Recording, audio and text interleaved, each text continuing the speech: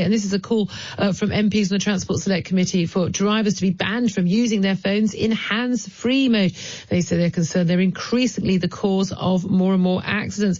They say that mobile phone use has featured in a huge number of accidents in cars. In 2017, there were 773 casualties on Britain's roads in which a driver using a mobile phone was a factor, and that includes 43 deaths and 135 serious injuries. Now, if that is the case, then many people are thinking using a mobile phone when you're on hands-free is perfectly safe, when it would suggest that it isn't. So is that actually going to happen? Well, let's talk to Nick Freeman, criminal defence and motoring lawyer, a.k.a. Mr. Loophole, as he's been known. Good morning to you, Nick. Morning, Julia. Good morning. Now, look, undoubtedly, when you're distracted when you are driving, you're not as good a driver, a safer driver. Now, whether it's talking on the phone, hands-free or not, looking at any gadget, I would say, messing around with the radio dials or buttons, indeed programming your sat-nav, or indeed small children in the back of the car being annoying. Anything can distract you. But do you think there's a case for there to be a ban on using mobile phones in hands-free mode? There definitely is a case for it. I've actually been calling it for several years because there's no distinction in terms of the level of distraction. So the government's decided, well, we ought to prohibit handheld mobile phones.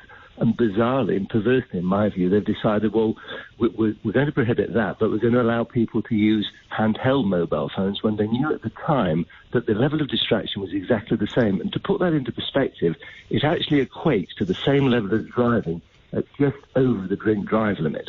And bearing in mind we have the highest limit of any EU country, when you're at that limit or just in excess of it, the chances of you having an accident increase by 4 times. So when you strip all that out, what we're saying is if you use your phone hands-held or hands-free, you're 4 times more likely to have an accident. And that seems ridiculous and bizarre. And it's totally hypocritical to say... Can I just interrupt? A lot of people will think that you're using the phone. The reason why you're, not in control of the vehicle, you're using your phone, you're holding it, got it on between the shoulder and your ear, or you're holding it in your hand, is that you're not fully in control of your vehicle. You can't put 2 hands on the wheel, and that's the reason it's a problem. But you're saying actually the evidence is it's simply the fact that you're having a conversation, you're dealing with something else completely entirely outside of the car, because you can have a conversation with the person next to you, which isn't as distracting. Exactly. It's the mental interaction. It's not the physical case.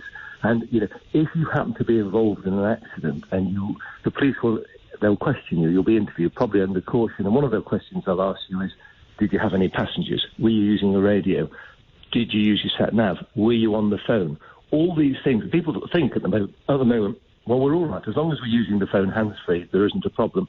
It is a serious problem. And if you were driving and were involved in a serious accident involving serious injury or fatality, that will be a very aggravating feature, a serious aggravating feature, which would raise the ante. And because of what you think, and most motorists actually think is a legal use, it becomes illegal. And it's wrong to send out a message that, it's fine and dandy to use your phone.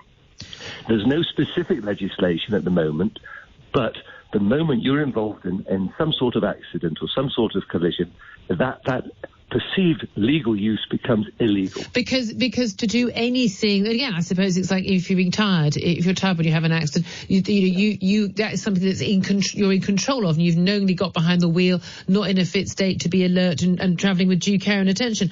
But this is the thing, how are we going to police this? Given that it appears, I see the worst offenders that I see genuinely are mums in 4x4s driving kids around, obviously thinking, oh, well, my child's wonderfully safe in this very large 4x4. They're driving around a corner at 30 miles per hour on their phone, actually sometimes even holding their phones. We can't even police that. How are we going to police someone? Maybe they could be singing to themselves, singing to the radio, or chatting to the child in the back. How are we going to know? Is anyone's going to prove that they're on a hands-free device? Well, I think the argument is technology, and I think it would be very simple for manufacturers to devise some sort of mechanism that when you turn your engine on, the phone disconnects. Well, hold a minute. What about a passenger who's got their phone in the car? They're allowed. I'm allowed to sit on the phone when I'm not driving. That's absolutely right. Well, how would you disable just the drivers? Well, I'm not sure I'm technically minded to suggest that, but I'm sure those that are far more technically minded than me. I imagine it's pairing the phone up, isn't it? The phone that's paired up to the car that belongs to the driver.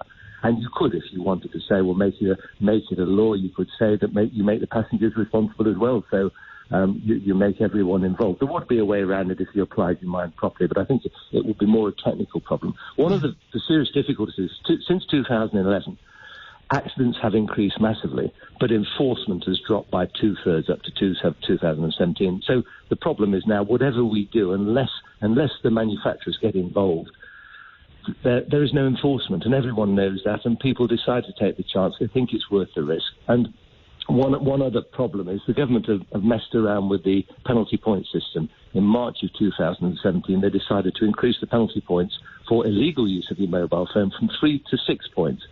Now, if you think it's as serious as drink driving, why not have a sentence which in effect polices itself? So if you said to drivers, look, if you are caught, you will be disqualified for 12 months, mandatory disqualification, no matter what.